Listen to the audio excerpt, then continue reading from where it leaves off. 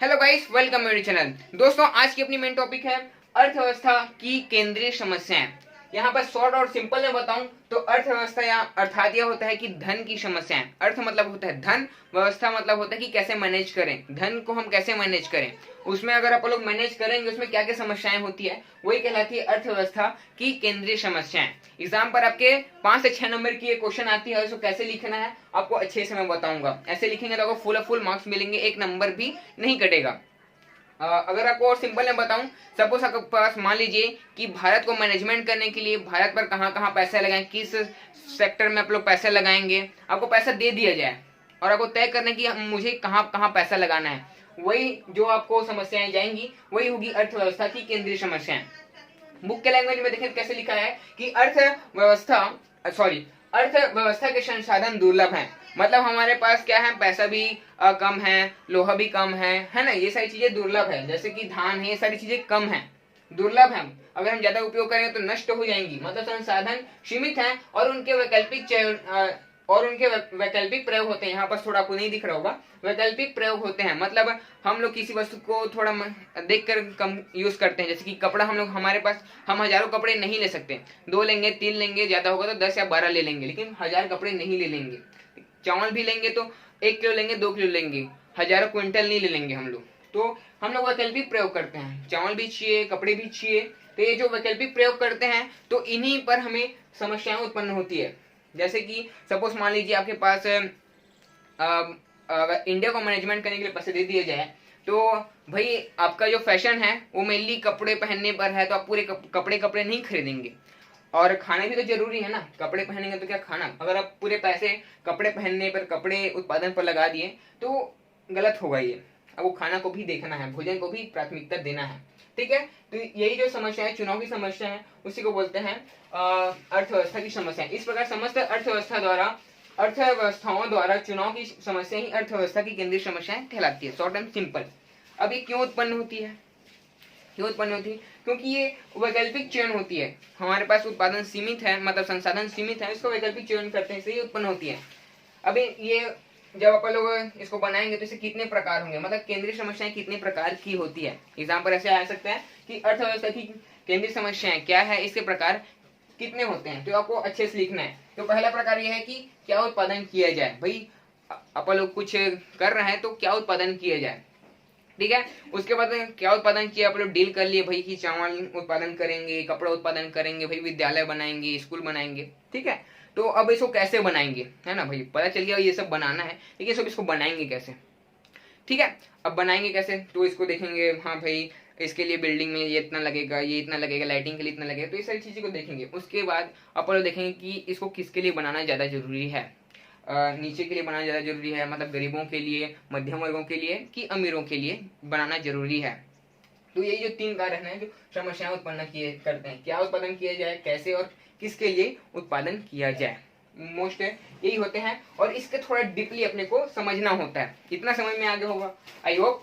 क्या, कैसे और किसके लिए, भाई कौन क्या वस्तु उत्पादन करे, फिर कैसे उत्पादन करे, फिर उसके बाद किसके लिए उत्पादन किया जाए, सिंपल एंड साउंडली। तो इसका हल्का डीपली पढ़ते हैं अपन लोग कि क्या उत्पादन किया जाए। देखिए लिखाया होगा, प्रत्येक अर्थव्यवस्था में यह चुनाव करना पड़ता है कि वह अपने सीमित संसाधनों के किन 2 वस्तुओं का उत्पादन किया जाए। मतलब 2 वस्तुएं क्या क्या है देखना भी, किन संभावित वस्तुओं का उत्पादन कैसे करें, किन संभावित वस्तुओं का उत्पादन कैसे करें। जैसे कि एक उपभोक्ता वस्तुएं होती है और एक पूंजीगत वस्तुएं होती है।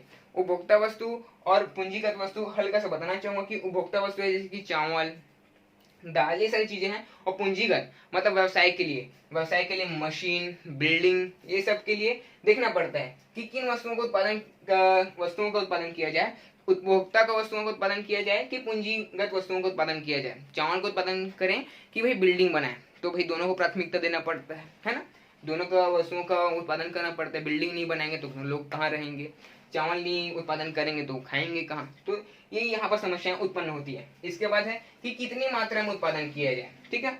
चुनाव तो कर लिए भाई कि चावल को हम लोग 20% उत्पादन करेंगे, बिल्डिंग को हम लोग 30% करेंगे, तो 50% में इतना बटाइए।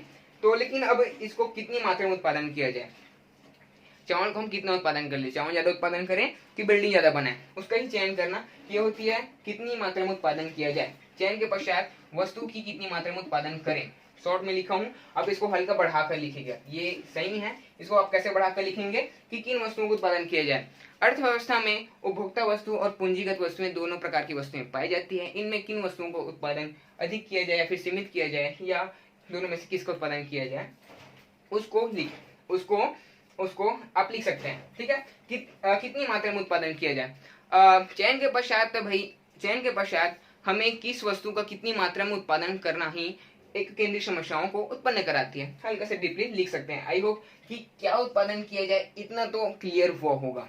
इसके बाद कैसे उत्पादन किया जाए को देखते हैं। कैसे, हाउ टू प्रोड्यूस। जैसे कि देखिए अपने पास तकनीक है, ओके, कैसे उत्पादन किया जाए इसको आप हल्का पढ़ते हैं। क्या वस्तु का उत्पादन विभिन्न तकनीकों के प्रयोग से किया जाता है, इसके निम्न समस्याएं होती है। मतलब तकनीक हमारे पास बहुत सारी चीजें हैं, एक तो मशीन है, एक तो किसान है, एक तो श्रम है ना। इनमें से हम लोग किसका उपयोग करें, तो मेनली समझिए कि इसमें किसका उपयोग करना चाहिए, श्रम प्रधान तकनीक या पूंजी प्रधान तकनीक। शॉर्ट में बताना चाहूंगा कि श्रम प्रधान तकनीक होती क्या है, पूंजी प्रधान तकनीक होती क्या है। श्रम प्रधान तकनीक अर्थात यह होता है वह तकनीक जिसमें मजदूरों को अधिक काम कराया जाता है, मजदूर अधिक होते हैं लेकिन मशीन कम होते हैं। ओके, और जस्ट ऑपोजिट पूंजी प्रधान तकनीक में क्या होता है कि ऐसे तकनीक जिसे मशीनों का उपयोग ज्यादा किया जाता है और श्रमिकों का उपयोग कम किया जाता है। अब सोचिए कि दोनों में से कौन बेटर होगा। जो बेटर होगा ये कमेंट करके बताइए कि कौन सा बेटर हो सकता है। मेरे हिसाब से तो भाई श्रम प्रधान तकनीक ही बेटर होता है, क्योंकि मजदूरों श्रमिकों का उत्पादन मतलब उनको ज्यादा ही रखना चाहिए ताकि हमारे गरीब तबके के लोग ज्यादा काम कर सकें और उन्हें अच्छे से पैसे मिले। मेरे हिसाब से यही है और ऐसा होना चाहिए। और इसमें अपन लोग मैनेज करते हैं कि कौन से व्यवसाय में कौन सा तकनीक ज्यादा अच्छा रहेगा। जैसे कि अब चावल का है तो उसमें अपन लोग को ज्यादा मशीन की जरूरत नहीं पड़ती, ट्रैक्टर हो गया, और लेकिन मेनली उसमें अपन लोग को श्रमिकों की जरूरत पड़ती है, किसानों की जरूरत पड़ती है।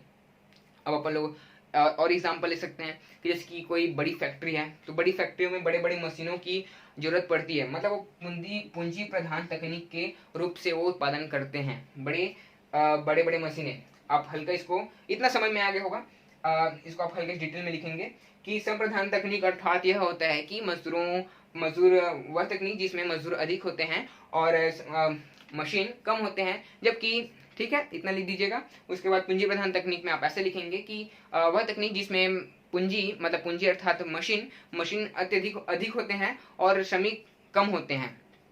ये व्यवसाय के ऊपर निर्धारित रहता है कि दोनों में से कौन सी तकनीक का उपयोग किया जाए। इसके बाद किसके लिए उत्पादन किया जाए, क्या उत्पादन, कैसे उत्पादन और किसके लिए उत्पादन किया जाए। अर्थात अगर अपन लोग वस्तु निर्माण कर रहे हैं तो किसके लिए वस्तु का निर्माण करें। जैसे कि सपोज मान लीजिए कि हमारे जो अर्थव्यवस्था में विभिन्न वर्ग के लोग रहते हैं, गरीब, मध्यम और अमीर, इनके क्रय करने की भी शक्तियां अलग अलग होती है। किन्हीं को वही चीज बहुत महंगा लगता है, किसी को ठीक ठाक लगता है ये मेरे बजट में, किसी को लगता है बहुत सस्ती है ना। तो इसका उत्पादन मतलब कैसे किया जाए, मतलब किसके लिए किया जाए, इसी का जिसके बीच आय का वितरण होता है, यही एक अर्थव्यवस्था की समस्या को उत्पन्न करता है। सपोज यहाँ पर मैंने लिखा हुआ है कि व्यक्तिगत वितरण अर्थात जैसे कि अगर कुछ जो गवर्नमेंट फैक्ट्री है वो क्या करती है, व्यक्तिगत वितरण करती है। अर्थात कुछ मूल्यों को, जैसे कि सोसाइटी मान लीजिए कि चावल के दाम को कम रेट पर देते हैं, किनको, आम जनताओं को बांटते हैं।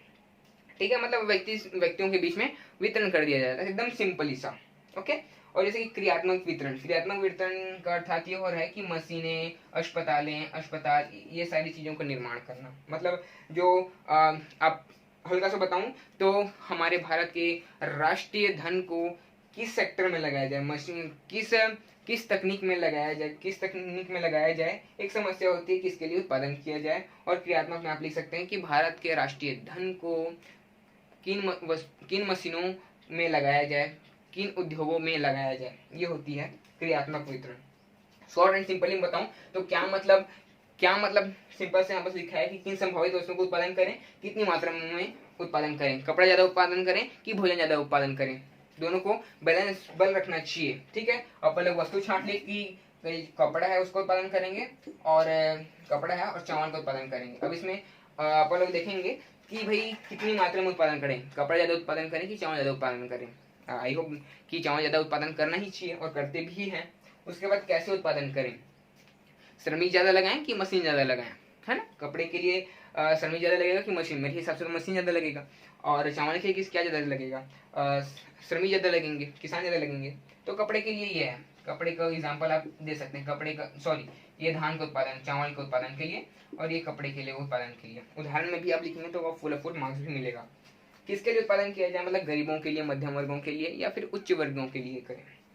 तो यहाँ पर सिंपल सा लिखा हुआ है कि व्यक्तिगत मतलब सरकार को गरीब तबके, मध्यम तबके के लिए, मध्यम के लिए ना, सिर्फ और गरीब के लिए, गरीब तबके के लिए चावल राशन कार्ड उपलब्ध कराती है जो कम मूल्य पर उनके लिए बहुत ही लाभदायक होती है।